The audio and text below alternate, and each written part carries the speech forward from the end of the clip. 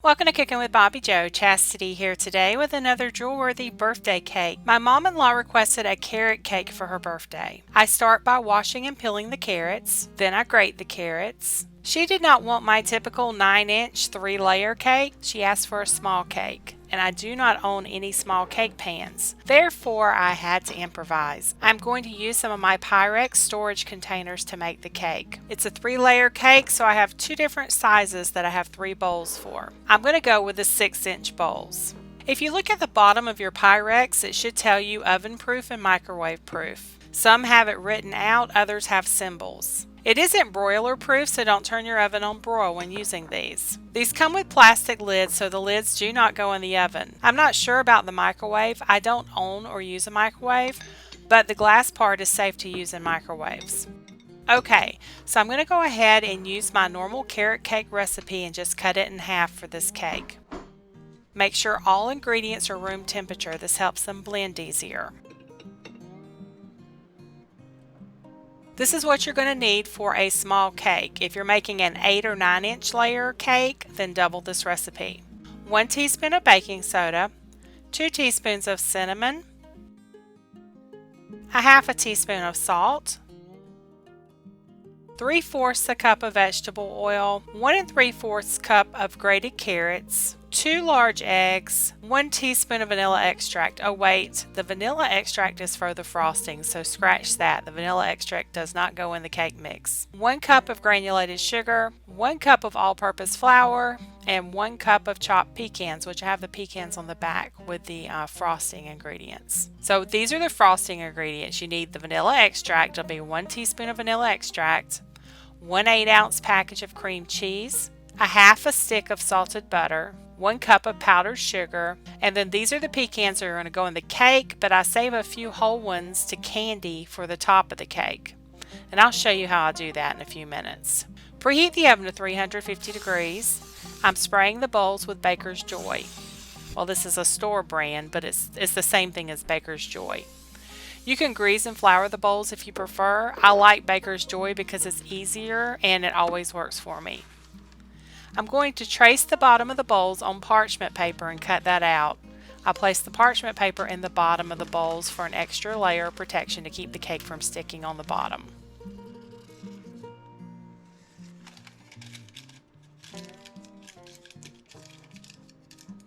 I always mix my carrot cakes by hand, but you can use a mixer if you prefer.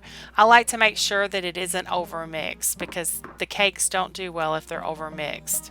So in a bowl, mix together the flour, sugar, baking soda, salt, and cinnamon.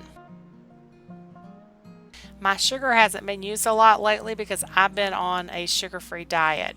So it is a little lumpy. It's still good. So I'm just going to get a fork and I'm just going to get rid of those lumps. Now I'm going to add in the eggs and vegetable oil.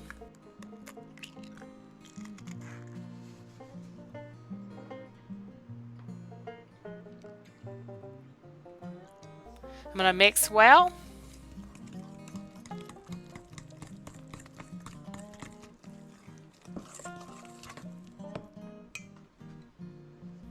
Then fold in the carrots.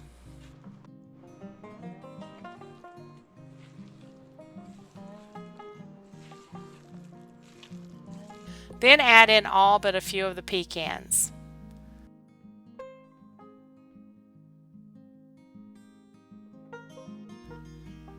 Divide the batter up in between the 3 bowls.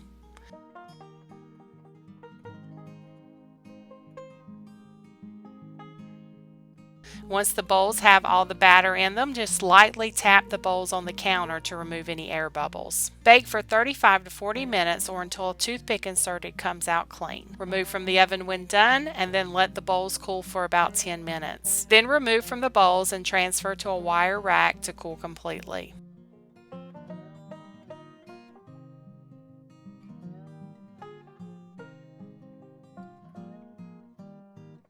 Remove the parchment paper from the bottoms and look how good those look, and they smell delicious.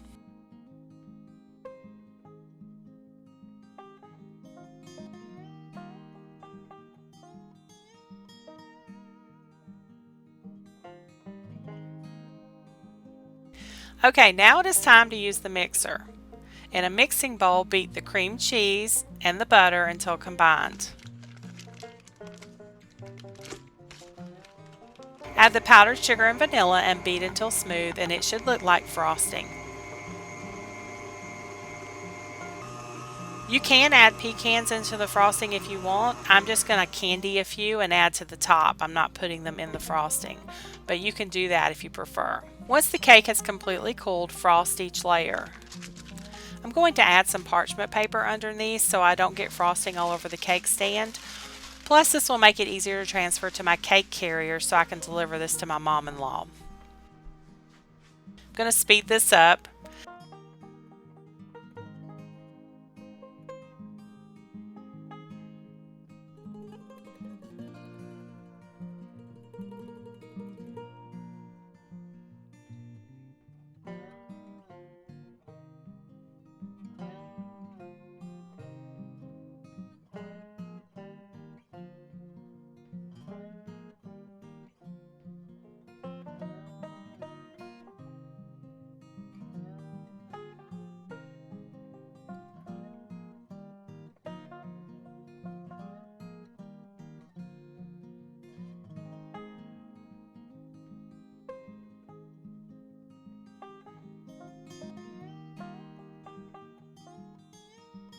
Now that the cake is together, I'm going to stick it in the fridge while I candy some pecans.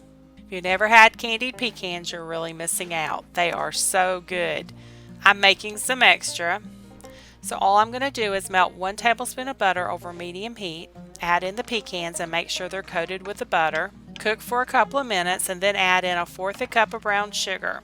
I'm using swerve brown sugar because I want some of these and I can't have sugar.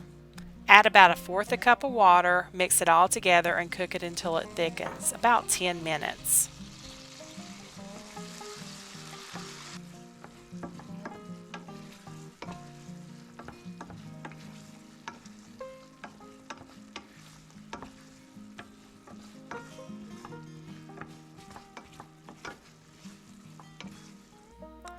Then pour onto a parchment paper lined baking sheet to cool. Once cooled, take some and place on top of the cake. And there you have it, a 3-layer mini carrot cake. My mom-in-law said this was definitely drool worthy. I don't have a photo of a slice of cake. I wasn't there when the cake was cut, but I can tell you that these carrot cakes are beautiful with 3 layers of cake and frosting. Thanks for watching. Subscribe for more helpful tips, do-it-yourself videos, gardening, bird videos, and drool-worthy human and doggy treats. Y'all have a blessed day.